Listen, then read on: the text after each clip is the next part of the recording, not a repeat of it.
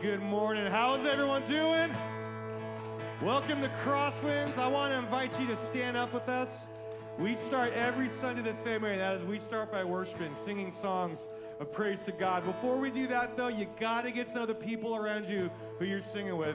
Find out if they're low, if they're high, what kind of harmonies they sing. No, just kidding. But find out who they are, give them your name, take a few moments, say hi, and then we're going to start singing. All right.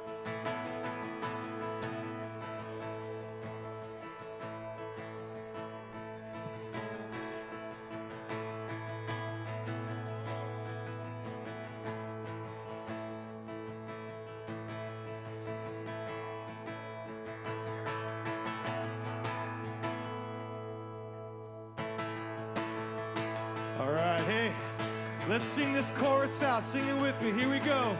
I see the evidence of your goodness all over my life, all over my life.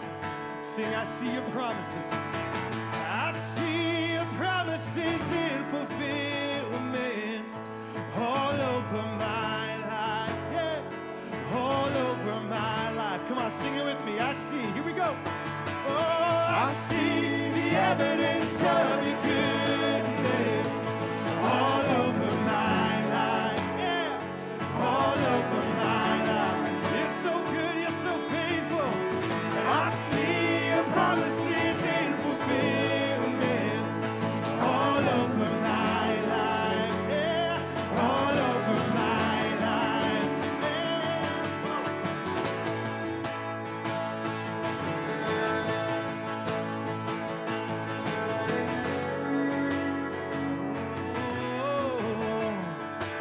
All throughout my history, all throughout my history, oh, your faithfulness has walked beside me. Sing the winter storms made way for spring. In every season from where I'm standing, come on, I see evidence of your goodness all over my life, yeah, all over my life. I see your promises in fulfillment all over my life, all over my life. Help me remember when I'm weak. Fear may come, but fear will leave. Amen, that's true. You lead my heart to victory. You are my strength, Lord. You are my strength, and you always will be. Yeah. I see the evidence of your goodness all over my life, yeah, all over my life. I see your promises in fulfillment all over my life, yeah, all over my life.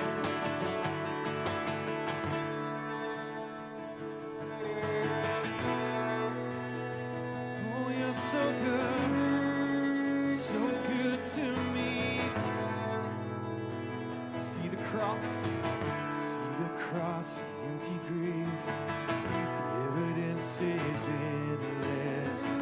All my sin rolled away because of you, oh Jesus. Come on, see the cross, the empty grave. The evidence is endless. All my sin rolled away because of you, oh Jesus. Yeah. See the cross, the empty grave. The evidence is endless. All my sin rolled away, yeah, because of you, oh Jesus. See the cross, the empty grave, yeah. The evidence is endless. All my sin rolled away, yeah, because of you, oh Jesus. Come on, sing it out. I see the evidence.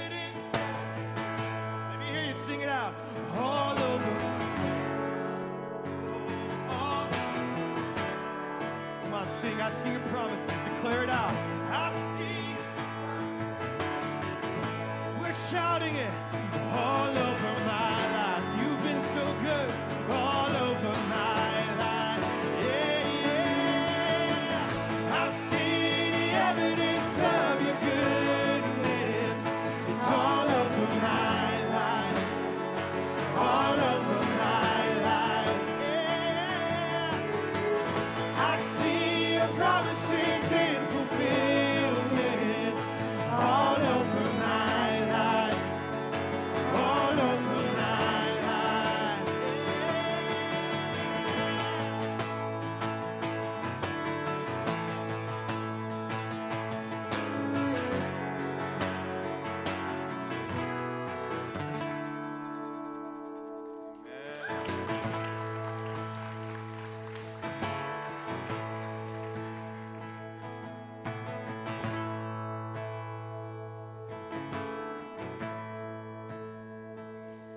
Lord, I come, I confess, bowing here, I find my rest.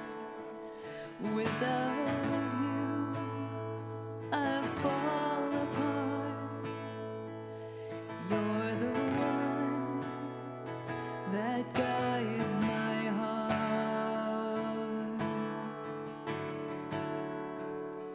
Lord, I need you. Oh, I need you. Every hour I need you. My one defense, my righteousness. Oh God, how I need you. Yes, God. Where sin runs deep, your grace is more. Where grace is found is where you are. All right, come on, shout this out. And where you are, yeah. Lord, I am free. Holiness is Christ in me. Yeah. Lord, I need you. Oh, I need you. Yeah. Every hour I need you. My one defense, my righteousness. Oh God, how I need you. So teach my song to rise to you. When temptation comes my way, when I cannot stand, I'll fall on you. Yeah, Jesus, you're my hope this day. Let's sing that again this morning. Teach my song. So teach my song to rise to you. When temptation comes my way. That's right. When I cannot stand, I'll fall on you. All right, shout this part out. Yeah, Jesus, you're my hope and stay. Oh, Lord, I need you, God. I'm calling out, I need you. Come on, sing this out. Lord, I need you. Lord, I need you. Oh, I need you, Lord. Every hour I need you. My one defense, my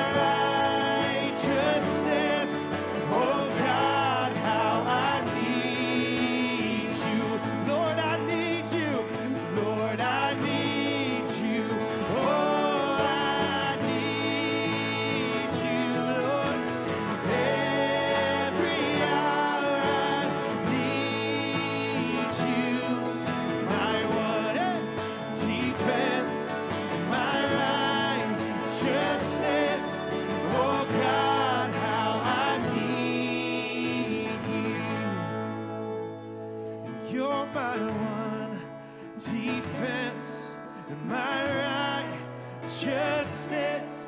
Oh God, how I need you. Yeah.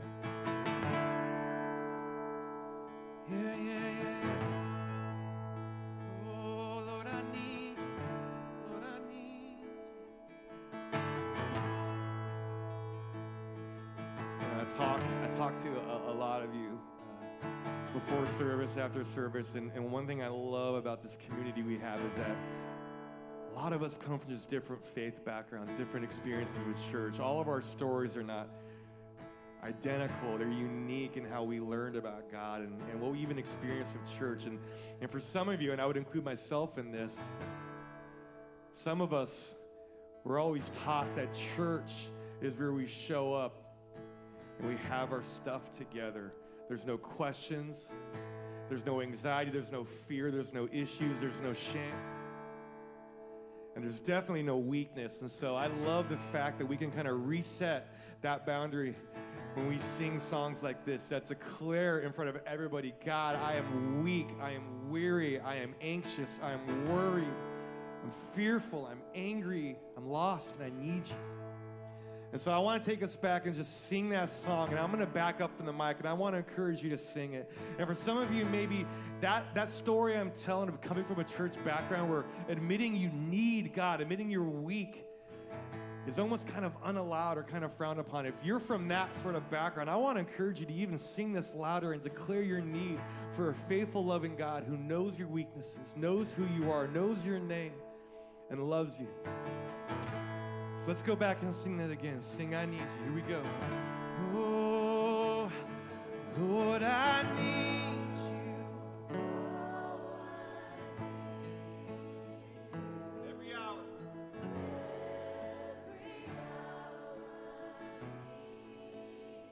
My one defense.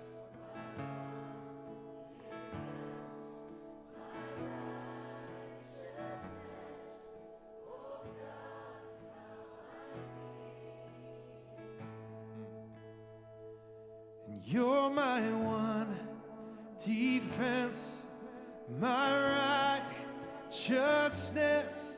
Oh God, how I need you.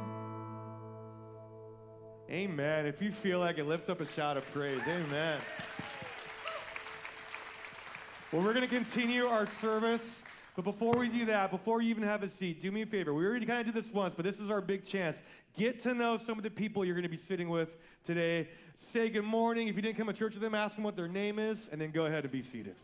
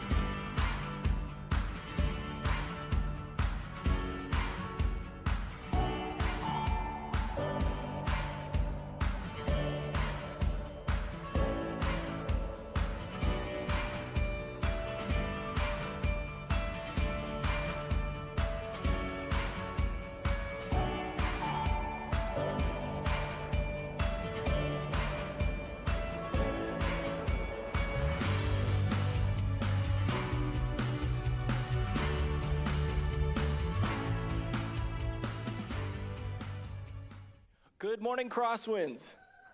Good morning. I'm Will Bennett, I'm Mike Moffett. and I'm one of the youth directors here on staff. And my job is actually to invest in and partner with and minister to all of the middle school and high school families and students here. And I'm the community life pastor. And so if you've been around, you know that we like to shake things up a little bit here at CrossWinds. And so instead of one host this morning, you guys are getting what we call in Canada a twofer, which means 2 hosts for the price of 1. That's right. Yeah. It worked. Yeah, thanks. Hey, in case you guys weren't here last week, Jody left us with a sermon all about baptism and an inner transformation modeled with an outward expression of obedience. That's the same thing Jesus did. And Right. she even invited you in to take part of that, an invitation for you to consider taking that next step as well. Right, so we're having an all-church baptism on October 23rd. So if that's something you guys are interested in or you have any questions, we actually have a baptism kiosk out in the courtyard. You can stop by after service. And then for those of you that are watching online, you can email baptism@crosswindschurch.org. And you might have noticed these couches and kind of sectioned off area in the front of the exchange. We are all about connection here at CrossWinds. We want to get to know you. So if you, after the service, are interested, we would love to invite you. Meet up some of our pastors who are going to be out there to talk, get to know you, and hear a little bit of your story. Another way that we are hoping that you'll meet other Crosswinders, is that even a word, Crosswinders? Yeah. All right. Well, another way that you can meet other people from here are what we call meetups. And so these are just hobbies or activities that you already like to do, and you join other people doing it. And it's a great way to meet new people. Yeah, we actually have a whole bunch of meetups happening in the next week or 2 weeks. The first one you might have heard about if you're really into dogs. We've got a doggy parents meetup today. We got a woodworking and charcuterie board making. You make the charcuterie boards, not put the food stuff on it. That's on the 25th. And then we also have a golf. So for all of y'all who are involved with or really passionate about golf, we actually have 3. So you won't miss it out. And how do we sign up for that? You just go to the website, you click Community Life, they fall down, you click on it, and you sign up. Yeah, absolutely. And I also wanted to invite you to check out our Backstage Pass. If you're new to CrossWinds or you've reconnecting after some time away, we want to make sure you know our values, what's important to us here at CrossWinds, where we have been as a church, where we're here right now, and where we're going in the future. You'll get to know some of our staff members, our values, and different things like that. So check it out after the 10:30 service on October 30th. Right. Since I'm one of the new kids on the block, that's a boy band from the 80s and the 90s. I was born in '94. So I'll be there to learn a little bit about what we do, and it'll be a great time. So one of the things that we wanted to take a moment and thank you guys for is your generosity. We wanted to thank you for your generosity of your time, of your talents, and your resources. So thank you guys for giving to CrossWinds. Absolutely. And if you came today prepared to give, we do have a couple ways to do that. We got the brown boxes on the back of the auditorium on your way out. You can do a really cool thing on your phone. You can actually text it. The number's up on the screen. And we also have it available online at crosswindschurch.org. Right. This morning, we are starting a new series that's called Genesis, Too Afraid to Ask. So if you've ever read something in Genesis or heard of something and you have questions about it, this is the series for you guys. And it's a new series, so you know what that means. We've got donuts, and they're going to be outside. Oh, yeah, let's get some, okay. Donuts, people, come on. We'll have donuts outside, but we want to challenge you with this series specifically. There's going to be a card. Before you pick up your donut, grab a card, and it's going to have a question on it. Use that question to get to know someone new as you enjoy a delicious donut. Right, and if I were you, I would get out there quickly because all the good ones go fast. I have 3 kids. Trust me, I know. Yeah, absolutely. We have a drama that the drama team has prepared for you. And before we head there, just put into your mind, we're actually going to be transforming into a scene where a girl named Taylor is not afraid to ask some really big questions.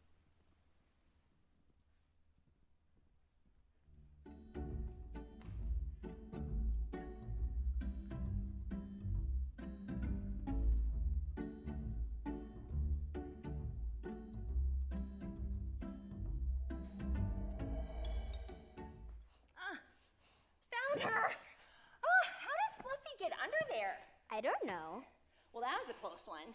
That's almost like the time we left Fluffy in the hotel and I had to buy a replacement Fluffy without you knowing. What's a replacement, Fluffy? What?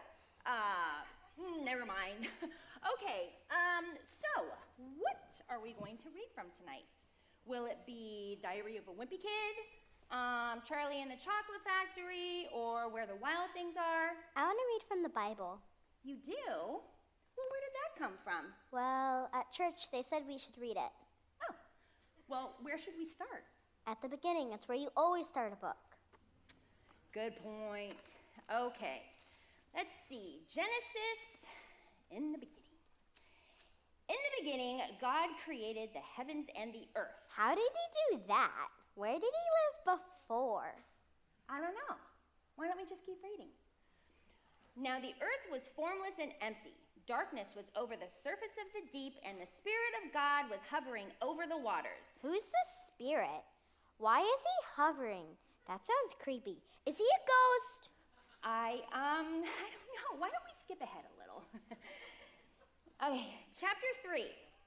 Now the serpent was crafty, and he said to the woman, "Did God really say you must not eat from any tree in the garden?" Is that a snake? Why is he talking? Can snakes talk? Yes. No. Maybe back then? I don't know. Okay, why don't we skip way ahead? Okay, Cain attacked his brother Abel and killed him. Why did he kill his brother? I don't know. Okay, why don't we skip way ahead and let's just forget about that. Okay. Oh, here's a good one. And God said, "I have set my rainbow in the clouds, and it will be the sign of the covenant between me and the earth." Why did he do that? I know this one. Because God flooded the entire earth and killed everyone but Noah. What? I'm so sorry. Okay. I know you have a lot of questions. A lot of questions. Okay. Well, I have an idea. Stay right there.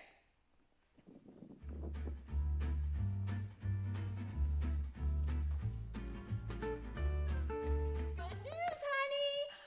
I found someone who could answer all of your questions for you. Who are you?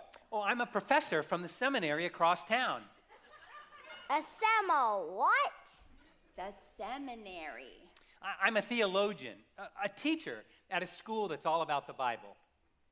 Okay, you got this. I can answer all of your questions about Genesis. Okay, why does God make the people and then keep getting mad at the people? Well, see, theologically, the Pentateuch. What's that? Oh, the Pentateuch, the first 5 books of the Bible, Genesis, Exodus, Leviticus, Numbers, and Deuteronomy. Okay. Okay, so the Pentateuch creates a framework for the creation of evil and the retribution of sin. Now, that ultimately leads to the possibility of double imputation with regards to righteousness, of course. But harmonologically speaking, that leads to the Deuteronomic law of retribution. Do you understand what I'm saying? Nope. Mom! It's not that complicated. It's not eschatology. Much, Professor Thompson. We'll call you if we need any more explanation. Okay, that was a little too much. I'm sorry about that. But guess what? I brought Dr. Erin over, and she helps people talk about their feelings and can help find answers to all of their questions. Hi, Taylor. I'm Dr. Erin. So, tell me what brought you in today. You came into my room. Oh, right. Okay, so it sounds like you have some questions. I sure do.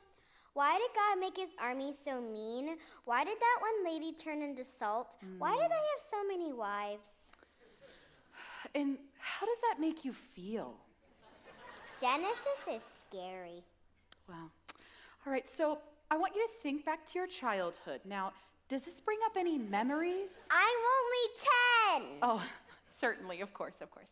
All right, so it sounds like you're having some big feelings about the words like death and judgment. Doesn't everybody get big feelings when they hear words like death and judgment? And how do you feel about that? Mom! Okay, but how do you feel about hypnotism? Mom! I think that's all the time we have, Dr. Erin. Thank you. Look who stopped by. Hi, Auntie May. Hi, Taylor. Your mom tells me you're having trouble falling asleep. I'll leave you to it. Look, I brought my ukulele. Maybe I can sing to you. Well, that's okay, but I still have a lot of questions. Like, why did that Noah guy have to build a boat? Can't God just not flood everything? Oh, that's easy. The Lord told Noah to build him an arky. Lord told Noah to build him an arky. Build it out of gopher, barky children of the Lord. That's a weird song, Auntie May. What about Abraham? Why did God tell him he was going to have like 1,000,000 sons? I've got this one. Father Abraham had many sons. Many sons had Father Abraham. I am one of them, and so are you. So let's just praise the Lord. Did you just say we're sons? Now I'm even more confused. Well, Taylor, when you get confused, just remember, he's got the whole world in his hand. He's got the whole wide world in his hand. Wait. How big are his hands? I guess they're big. You know what, Taylor? I have the perfect song for you.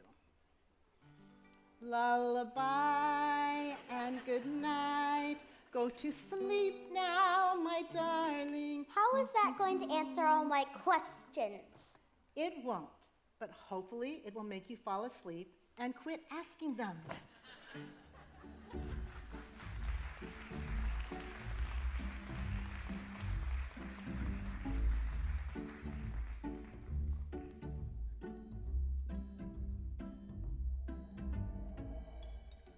Well, a few weeks ago, I read this very interesting article about a newer version of the Bible that had been recently published.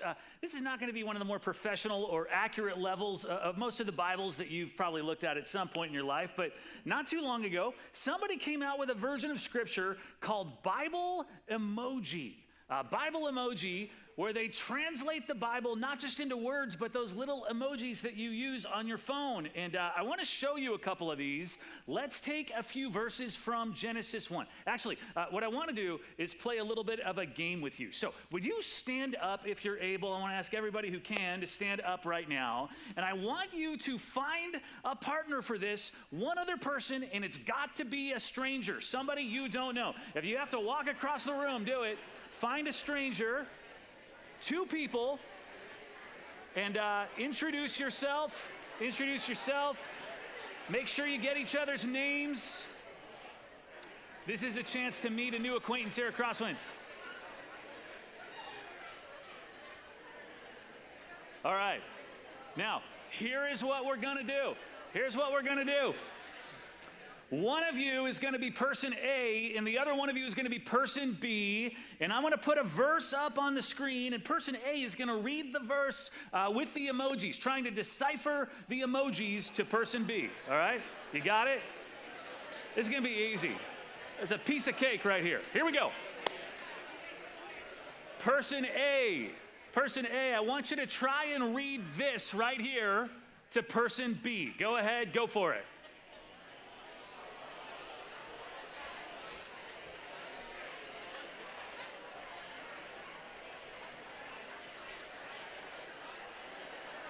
All right.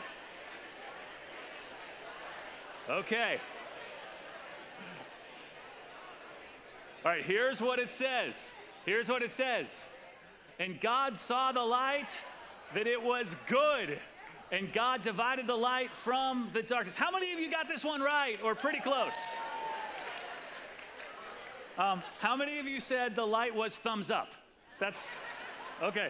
All right, now I'm going to increase the difficulty level a little bit. So person B, turn to person A, and try to read this right here to person A. Go for it.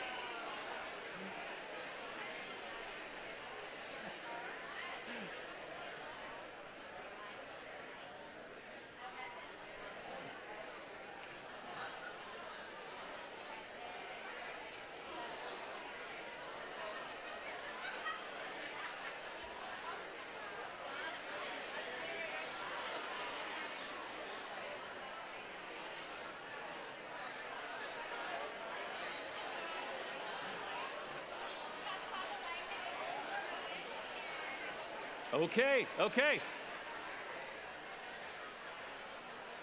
Let's see how you did. This one is harder. Let's see how you did. In the beginning, God created the heavens and the earth was without form And darkness was upon the face of the deep, and the Spirit of God. How many of you said the ghost of God? Moved upon the face of the waters. How many of you said the waves or the tsunamis? Okay. And God said, let there be light, and there was light, and God saw the light that it was good, and God divided the light from the darkness, and God called the light day, not sunrise, and the darkness he called night. How did you do on that one? Anybody get most of those right? All right, give yourselves a round of applause. Have a seat. Find your way back to your seat.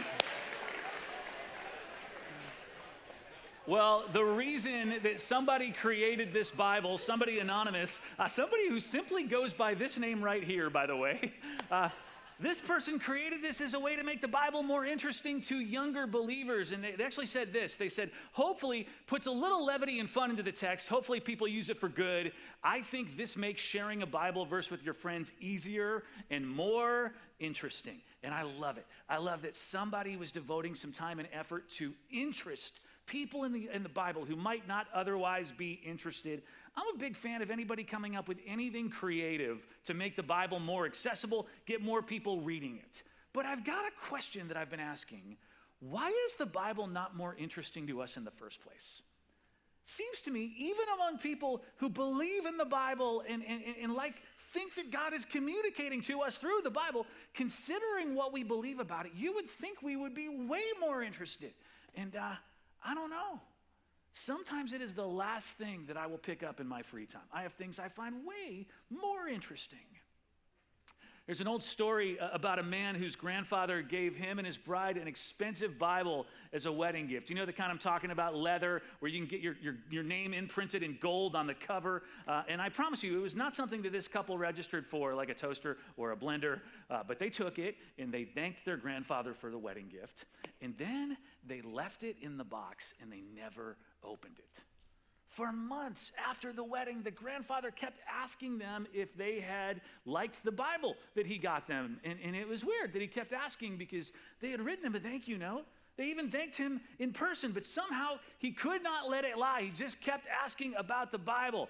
Well, finally, the couple got curious enough one day to go open the Bible. And so they went to the closet where they had kept it, and they pulled it out of the box, and they opened the Bible, and they found that their grandfather had placed a $20 bill at the beginning of Genesis, and then 20 more at the beginning of every book after that. 66 books in the Bible, $1,320 in all. And he knew if he didn't keep asking, they were never gonna find it. Again, I'll just ask, why is this book sometimes so hard for us to be interested in? Or is it that it is interesting, but it's hard to believe? It's hard to understand. This book that's been around in one form or another for thousands of years, it says some complicated things. And it says some things in 2022 that we would consider problematic. And it says some things that might go against science and what we know to be true today. And sometimes when you read it, you're almost embarrassed to admit that it matters to your life because, let's be honest, sometimes it reads like it's a fairy tale. Think about that. Adam and Eve live in a garden with 2 magical trees. Somewhere nearby, there's a talking serpent. To say that you base your faith and your life on a book that contains that stuff, that feels weird.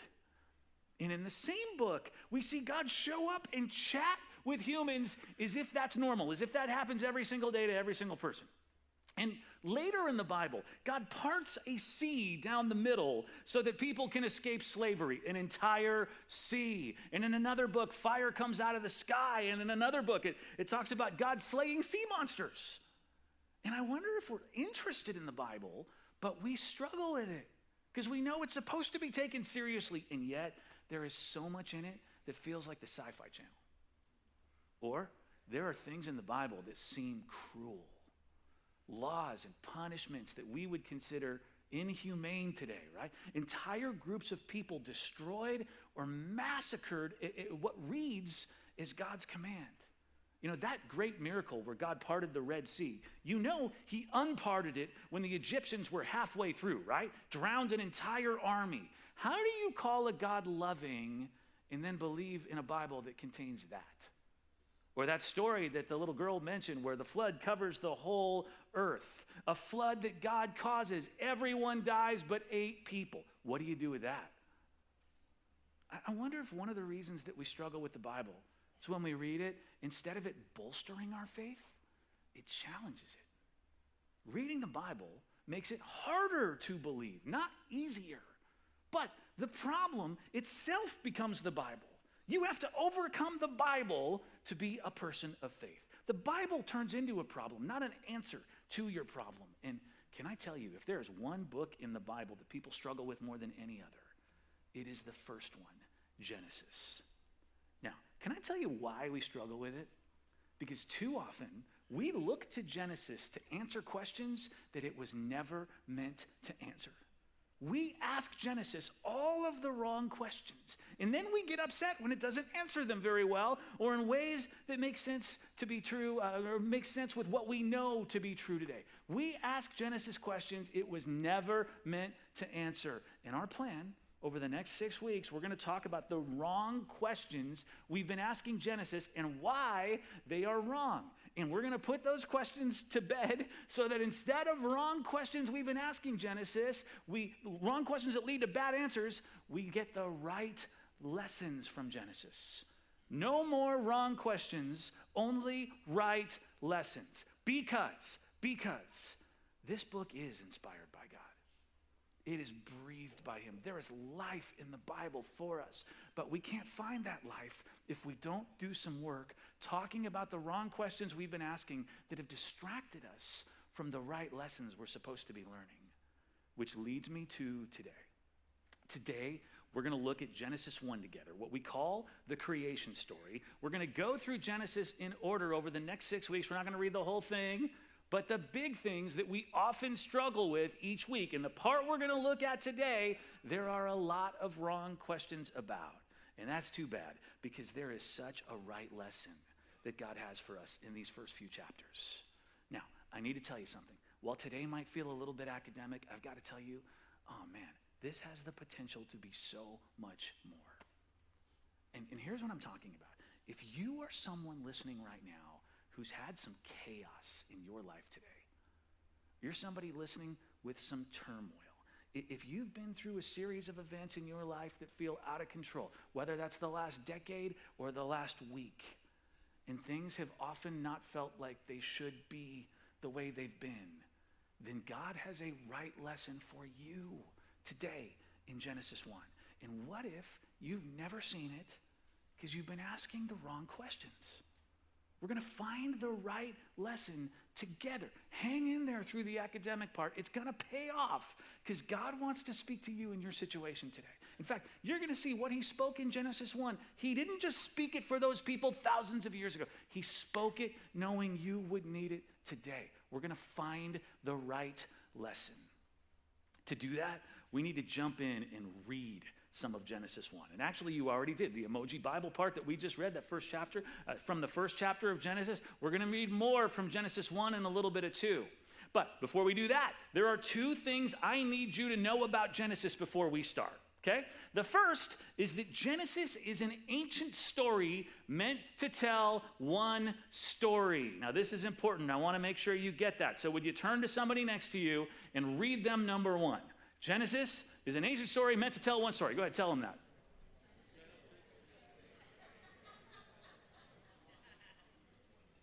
Here's what I mean by that, all right? It is not just a bunch of small and weird stories that stand on their own, which is how many of us who've been reading Genesis since we were kids have approached it.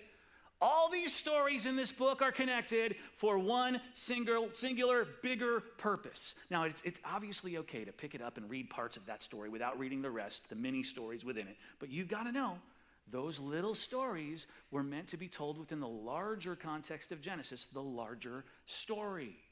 Now, real quick, I keep using the word story, and that might be bugging some of you, because when you hear the word story, you might think of something that is fictional, and you might go, well, I think that Genesis is historical. And I just need to say, I don't mean that when I say story. I don't mean that it's either of those things. A book about Abraham Lincoln or Martin Luther King is just as much a story as the Hunger Games or Star Wars. This is the story of God and his people. So please, when I say it's a story, I'm not saying that it's fiction. But the fact that you might be wondering that speaks to a wrong question you've been asking. A wrong question, which is why I put the word ancient in this. I said up there, it is an ancient story. What did I mean by that? All right, part of our job as we read this story of Genesis is to read it through ancient eyes as opposed to modern ones. Ancient. Now, depending on what you may have been taught by somebody about the Bible some point in your life, some of us might approach Genesis expecting that we're going to find a detailed account of history as if Genesis is a modern history textbook. This is not a modern book. And some of the wrong questions we ask and the bad answers we get because we read it like it's a modern book, and it's not. It's an ancient book. You have to read it like one. Asking that question, is this history or is this fiction? This assumes there was a Barnes & Noble 2,000 years ago with sections called history and fiction, and books fell into neat categories. But Genesis is an ancient story. You got to read it as an ancient story if you're going to understand it properly. Real quick, there's an incredible book that I'm using as a resource as we do this series, and it makes this point about story better than I ever could. It's called Genesis for Normal People by Peter Enns. He is a biblical scholar, a theologian. He's written some of the best books on the Bible you can find, and he goes into this idea of Genesis as story better than I ever could. All right, let me tell you the second thing that you need to know about Genesis. It is the who, the when, and the why. It really matters who wrote this story, when it was written, and why it was written. And those are not wrong questions. Those are important questions to ask. So let me do my best to give you some honest answers about this. And I'm going to start with who. I grew up in church hearing Genesis was written by Moses. For a very long time, I'm talking centuries, Genesis and the next 4 books of the Bible had been assumed to have been written by Moses. Now, there are a few reasons for that. One is he becomes the main character in the first 5 books of the Bible. The other is there's a bunch of times in those books that God tells Moses, write this stuff down. Make sure you write this stuff down. And so for many, many years, people assume Moses wrote the first 5 books of the Bible, including Genesis, because it's mostly about him, and he's the only one that we see writing. But if we're going to be honest, and I'm a pastor who feels like I owe it to you to be honest, there are problems with saying that Moses exclusively wrote these books. The first problem, and this is a big problem, one of those books he supposedly wrote records his death.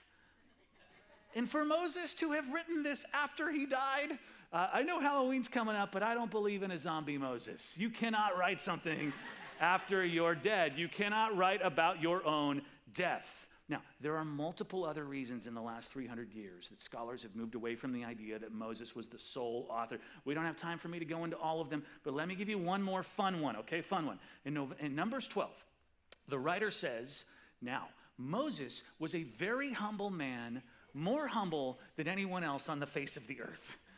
If Moses wrote that, would he describe himself that way? Would a truly humble person ever be able to say they're the most humble person on the face of the earth? It makes way more sense. Say somebody else wrote this at a later time describing Moses as humble. All right, the truth is, we don't know what person or what people wrote Genesis. It is anonymous. The Bible doesn't say this was written by so-and-so like other books of the Bible sometimes say. It's likely whoever wrote this took the writings of Moses that God told Moses to write, and they used them to tell this story. But it's important to know it is not possible for it to just be the writings of Moses or even written at the time of Moses because of the way it talks about these events like they are the distant past, which leads us to when. Scholars have come to decide that Genesis and the next 4 books of the Bible didn't come together until sometime after 539 BC. I want you to say that date with me because I think it's going to come back in a few minutes, and I want to make sure you've got that date in your head. So can we say it together? 539 BC, which is actually about 700 to 1,000 years after Moses. Now, I'm going to tell you why that year is significant, and believe me when I tell you 539, incredibly significant. But first, if you grew up like I did, believing that these books had to be written by Moses in the time, in the moment that these actual events were happening, I imagine you might be freaking out a little bit inside right now. What in the world is Chris doing? He's tearing apart our Orthodox understanding of Genesis. Let me be very clear. For hundreds of years, all the way back to the time of Moses, these things had been written down.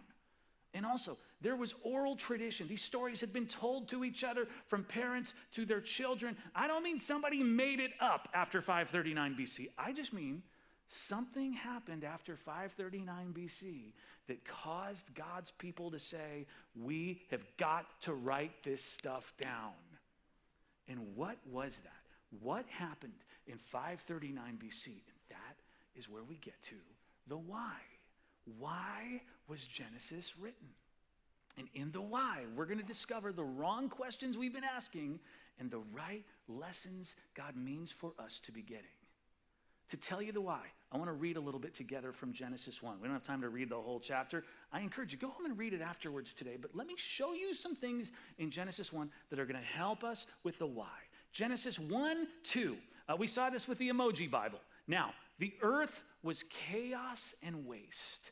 Darkness was on the surface of the deep, and the Spirit of God was hovering upon the surface of the water. Okay, time out. It's interesting that I use the word right here. I show you a version that uses the word chaos. Chaos. Now, the actual word in Hebrew is a word that you may have heard, because every once in a while this word still gets used today. The word is tohu bohu. Tohu bohu. Would you say that word with me? Tohu bohu. It sounds like a really trendy club in Las Vegas. Tohu bohu. Actually, tohu bohu means chaos and confusion, which makes it sound even more like a trendy club in Las Vegas. I say you might hear that word today because it actually is around something. Let me give you some examples, all right? This is a children's play center, one of those places with tunnels and ball pits, and one of those places where if your kids are too young and they won't listen to you, you have to crawl into the tunnel to get them to come out. And it is no surprise that the owner decided to name this place Tohu Bohu, Chaos. That fits a place like that. This right here is a comic book. I don't know anything about comic books. This one's called Tohu Bohu. No idea what it's about. From judging from the cover and the subtitle, World Gone Wild, I think it's safe to say it's about chaos and confusion. I want to try something to make sure you're getting it, some fill-in-the-blank sentences here, okay? I just need you to say Tohu Bohu when I point to you, all right? So if we were talking one day and I said, man, I went to Costco on a Saturday. Bad idea. It was impossible to maneuver through the parking lot. It was one giant sea of Tohu Bohu, and you would all get exactly what I'm talking about. You know what I mean, right? Or if I say to you, I was cooking the other night and I dropped a glass jar of pasta sauce on the ground and it exploded everywhere. My kitchen was... You can all relate to that. You know what that is. Or if I say, the other day at Warriors practice, Draymond Green punched Jordan Poole and it was... We all understand what that means, right? And where that's going to matter in a few minutes is this. Here's where this matters. Maybe your marriage today feels like a tohu bohu, or your job feels like tohu bohu, or you've got conflict with somebody and it feels like tohu bohu, or your health feels like tohu bohu, and you got to know the why of Genesis is all about that. Because verse 2 says, now the earth was chaos and waste. It was tohu bohu. Darkness was over the surface of the deep, and the Spirit of God was hovering over the waters. And in Genesis 1:2, the Bible begins with God about to build something beautiful out of chaos and confusion. Now, why does this matter? Why are we going into such depth on chaos, confusion? Let me tell you about something that happened around 597 BC, about 60 years before Genesis was written down in the form we see it now. Have any of you ever heard of the Babylonian exile? I always hesitate to show maps of the ancient world when I'm trying to explain something, because I think the fastest way to put somebody to sleep is to show them a Bible map.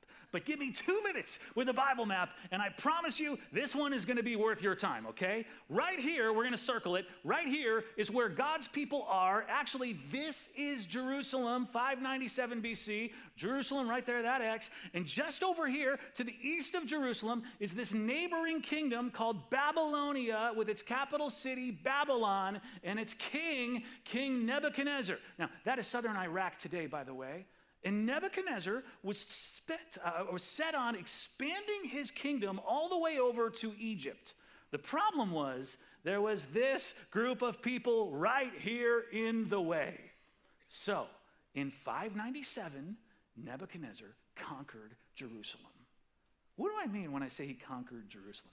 His armies laid siege to Jerusalem for over a year, 1 year of fighting, killing person after person after person, citizens of Jerusalem. Then they destroyed the temple. Now, when I say that, I don't mean a church. I mean something that would be the equivalent of dropping a bomb on the Capitol building in Washington, D.C., the White House, really all of Washington, D.C. And then they took the survivors of this year-long siege, they took them captive back to Babylon with them, which was like 900 miles. That is longer than the distance from here to Vancouver, British Columbia. Walking 900 miles, and they left their home, their city, in ruins. Tohu bohu. Absolute chaos.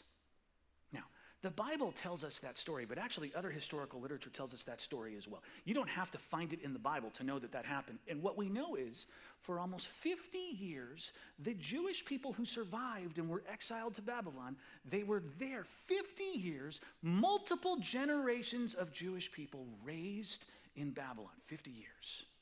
Now, any of you who are first-generation Americans or second generation or third generation, you know that you or your parents or your grandparents didn't move here without bringing some of their heritage with them.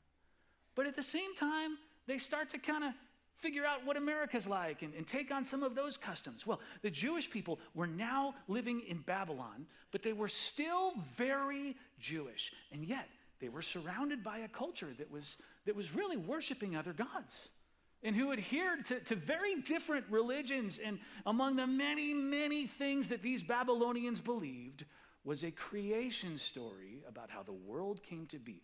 A creation story called the Enuma Elish. Enuma Elish means when above. It is the story of what their Babylonian gods did that resulted in the world. Basically, here's how the story goes. A god, Marduk, has a real problem with his great-grandmother, Tiamat, the goddess of the sea, and they fight, and Marduk cuts her body in half at the end of the fight, actually filleting her from top to bottom. And he took half of her body, and he made a barrier to separate the waters, and that's how they got land. And then Marduk created the sun and the moon and the stars, and what we know is the Babylonians end up using those things as some sort of kind of magical religion even to try and tell the future. If you know how to read the stars. And in the Enuma Elish, the creation story, over 7 tablets, things start to be made. Trees and animals, birds and fish and land animals. And then on the 6th tablet, humans are made. Actually, the way the story goes, Marduk creates a man from the blood of a slain god. And then he orders the man to work, to actually the thought is, do the work of the gods so that we gods can all go rest.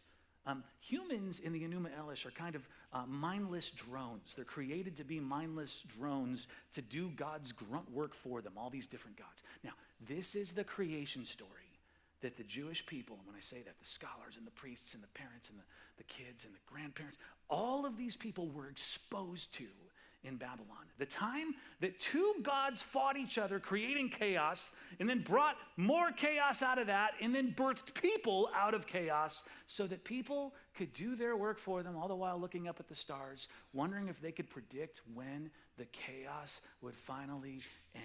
Chaos, chaos, chaos. And let me ask you a question. If you were a 12-year-old Jewish kid when Jerusalem was laid to ruin, and you had been carried off to exile 900 miles away, and you lived in this other country, a second-class citizen. For those 50 years, you lived in chaos because you had been pulled from your home. You'd seen your city burned, your temple destroyed. 50 years, not knowing if you would ever see it again. Chaos and confusion. And here it is, 539 BC. All that stuff happened to you when you were 12. It's 50 years later. It's 539 BC. And Babylon sets you free to go home. At the end of 50 years, you have kids and grandkids, and you are essentially free to go back to where you were when you were 12. Go back home and rebuild Jerusalem. What is one of the first things you do? You say, we better write about our God and how we know this world came to be, because that Enuma Elish is not our truth. We need to know the story, and our kids need to know the story, and our grandkids need to know the story of who God is and who we are. And Genesis 1 is the beginning of the story they start to tell. And unlike the Enuma Elish, where it begins with a battle between gods who can't get along, chaos, Genesis 1:2 says, now the earth was chaos and waste, tohu bohu, darkness. And then verse 3 says, and God said, let there be light. And there was light. And right away, God speaks one sentence. One sentence. He just speaks. He doesn't have to go to war with other gods. There are no other gods. This God shows his invincible power just by speaking. And in one sentence, he overcomes chaos. And he brings order. In the first 3 days, what we see, God makes ordered space. This is the story of God creatively ordering the chaos. Pete Enns uses this example in his book. It's so good. He says, imagine that it's game night and your family wants to play Monopoly, but your kitchen table is stacked with junk mail and backpacks and grocery lists and sticky stuff left over from breakfast. Your table is chaos. Hopefully you can relate to that idea. And you can't play the game until you make room for the board and stacks of money and a place for everybody to sit at the table. So the first thing you do is you clear off the mess so that you can get ready to play. You clear that space.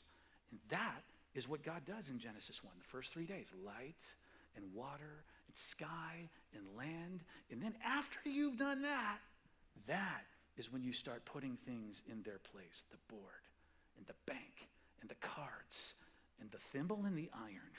By the way, who thought it would be cool to make Monopoly tokens that include a thimble and an iron? Anyway, that's what God does in days 4 through 6.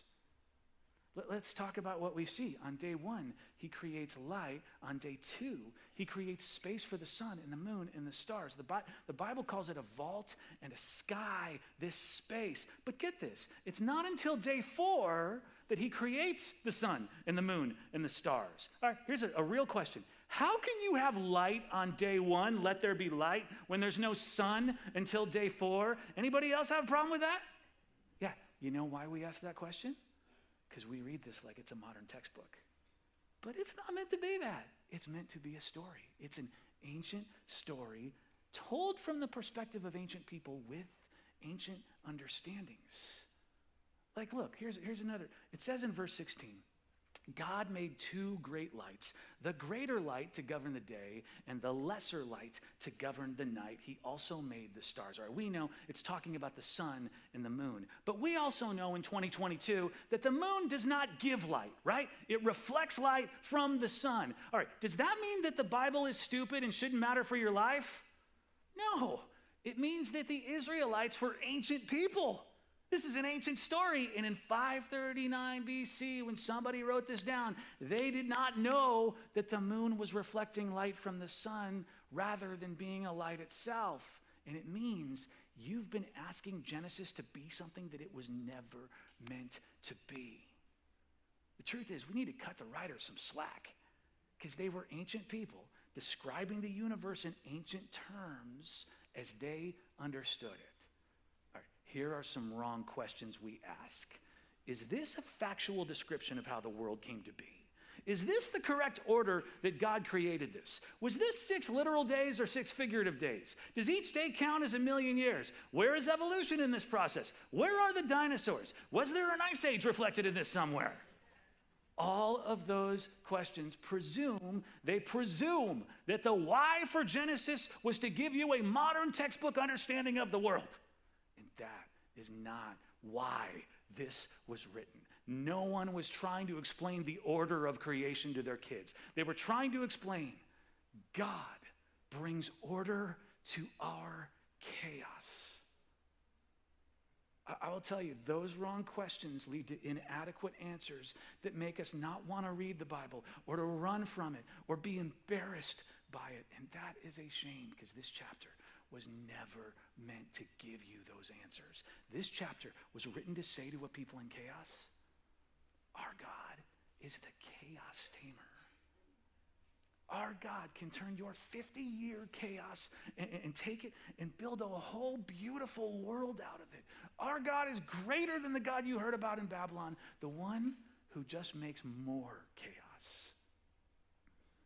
Verse 14 says, and God said, let there be lights in the vault of the sky to separate the day from the night, and let those lights serve as signs to mark sacred times and days and years. In other words, this is kids, grandkids, you've been told in Babylon that the stars in the sky are there to help you predict the future if you have some special knowledge. But children, grandchildren, can I tell you why God put those stars there?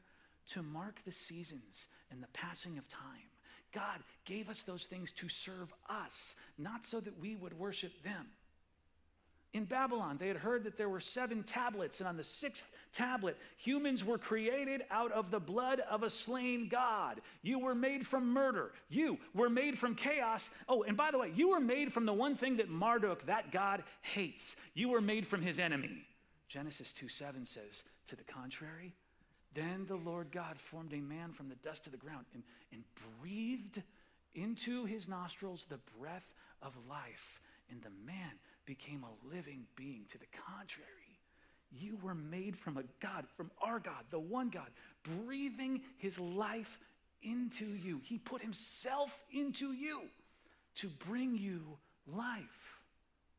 Oh, and after he did it, he said you were very good. Like, you are his best creation. You are his masterpiece. Actually, while we're on that, the Babylonian creation story had told them that we humans were made to serve the gods, to do the work the gods no longer want to do. Like, we were made for slave labor. God's people are set free. They go home, they begin to tell their story, and they say that on the 6th day, God said, let us make mankind in our image, in our likeness, so that we may rule over the fish. They, man, human, will rule over the fish in the sea, the birds in the sky, the livestock, the animals, over the creatures that move along the ground. And so God created mankind in his own image. In the image of God, he created them. Male and female, he created them. That he put his likeness and his image in you. And every human is valuable because of it. And he gave you such high status. He asked you to rule over the rest of creation with him. Again, a wrong question. Where's evolution in the 6-day creation story? This was not written to be a scientific explanation of how humans came to be. It was written to say, there is a creator who saw chaos and made something beautiful out of it, and he made us in his image. And you can ask Genesis 1 all sorts of questions from multiple perspectives. The scientific perspective that might suggest the Bible is a quaint relic of a silly ancient culture. Or the Christian apologist perspective that if the Bible says it, it must be scientifically and historically accurate. Either of those perspectives sell the Bible short. Both of them ask the wrong questions and lead to lots of bad answers. And I will just say, been a pastor a while, I spent lots of time in church trying to defend why the Bible says what it says, trying to make it work with these people's understanding and these people's understanding. And the truth is, when we ask those questions and debate those answers, they keep us from seeing the right lesson. The point of Genesis 1 was not to tell future generations exactly what order the world was made in, exactly how long it took. The point, the why was to say, our God is different. Our God is not the God of the other nations. He is the chaos tamer. And because of that, this God and this God alone is worthy of worship. And we're about to go back to a city in ruins that we left 50 years ago. We left it in chaos and confusion. And kids, grandkids, the chaos tamer is about to build something beautiful again. Even today, the point of Genesis 1, the reason that it is there all these years later is because God has a right lesson in it for you. You who can't pay your rent. You who are dealing with cancer. You who are trying to have a baby and it's not been happening. You who are out of work and out of ideas. You who have a marriage that is on the brink of divorce. You who have a child going through something that you cannot control and it is so hard. You who live in chaos today, your God is a chaos tamer. Your God can clear the table and build something beautiful in its place. Your God created you and said you are very good. Your God breathed his life into you. You bear his image. Your God has a purpose for you, and it's to join him in doing something he created you to do. And that is the lesson and the reason for Genesis 1.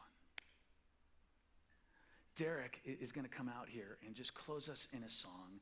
And I want you to stay seated. We're not going to ask you to stand right away. He may have you stand halfway through. But right now, I just want him to sing these words over you while you ask yourself this question. Here's the question.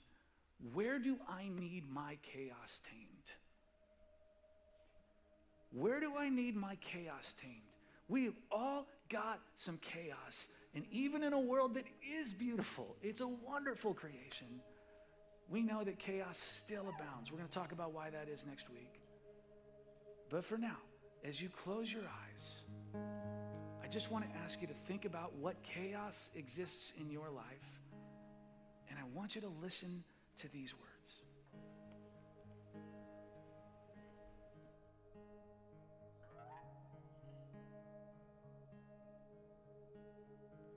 Just one word, you calm the storm that surrounds me.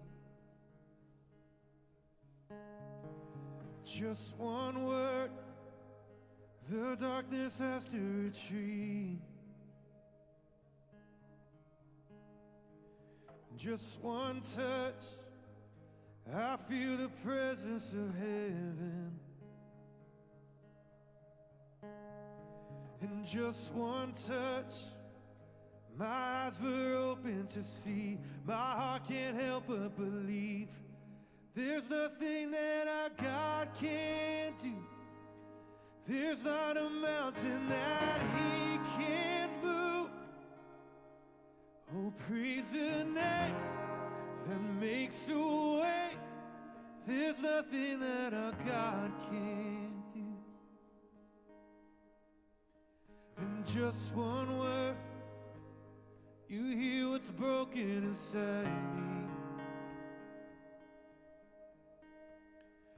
Just one word, and you revive every dream. And just one touch, I feel the power of heaven. And just one touch, my eyes were open to see. My heart can't help but believe that there's nothing that our God can't do. There's not a prison wall he can't break through. Oh, praise the name that makes a way. There's nothing that our God can't do. There's nothing that our God can't do. There's not a prison wall he can't break through. Oh, praise the name that makes a way. There's nothing that our God can't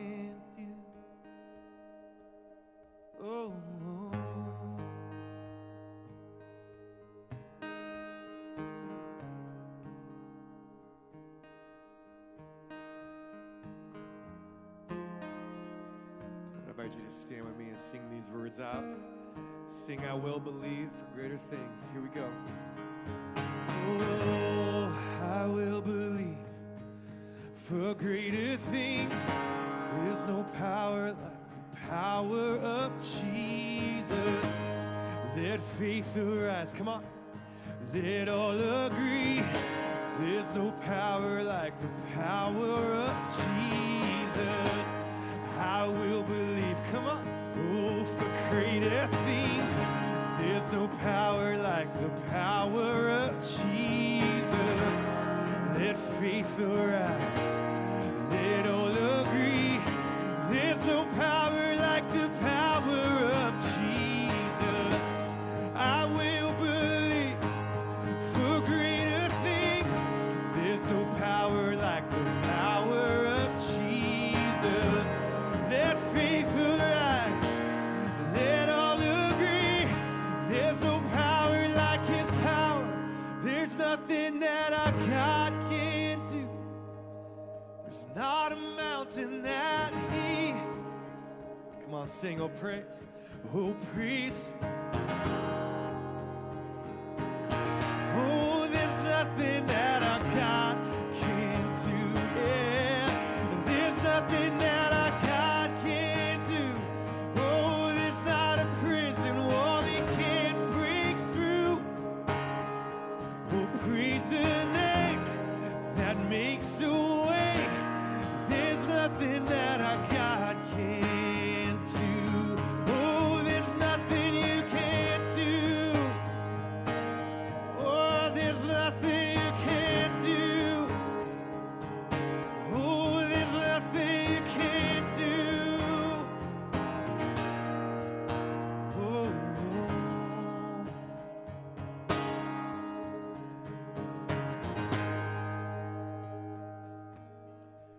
We're so glad you came to join us today at CrossWinds. Thanks for singing with us. Thanks for being with us today.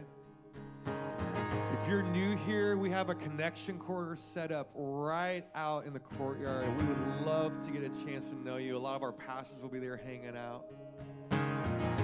Thank you for joining us today. I pray you have an awesome week.